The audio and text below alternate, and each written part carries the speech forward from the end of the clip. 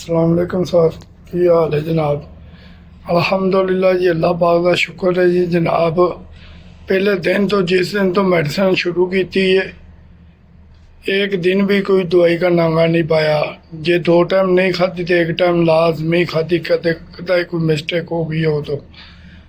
और अल्लाह का शुक्र है, जिस दिन की दवाई शुरू की है कोई यूरिक एसिड की, कोलेस्ट्रोल की कोई मेडिसिन नहीं मैं खा रहा। शुगर की भी जी थोड़े वाली मेडिसिन ही यही अला तूल इस्तेमाल की है। इंग्लिश दवा बिल्कुल नहीं मैं खाधी है। सेहत अल्लाह का शुक्र है बिल्कुल ठीक ठाक है। अल्लाह पाक का करम है, खैरियत है बिल्कुल अल्हम्दुलिल्लाह, बिल्कुल अल्लाह पाक की रहमत है।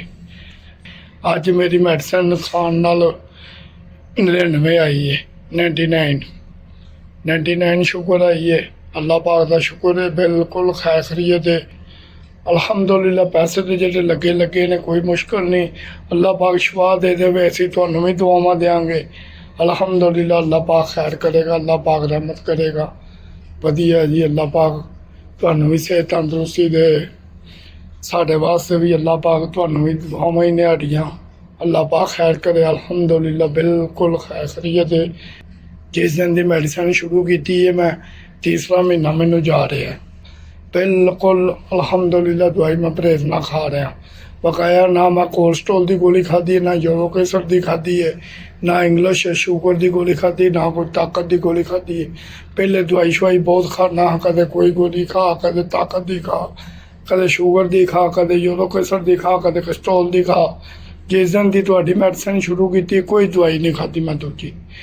तो अल्हम्दुलिल्लाह तीसरा महीना मेरा चल रहा दवाई का। अज तुहाडे सामने रिजल्ट है जो शुगर का मेरा आ गया।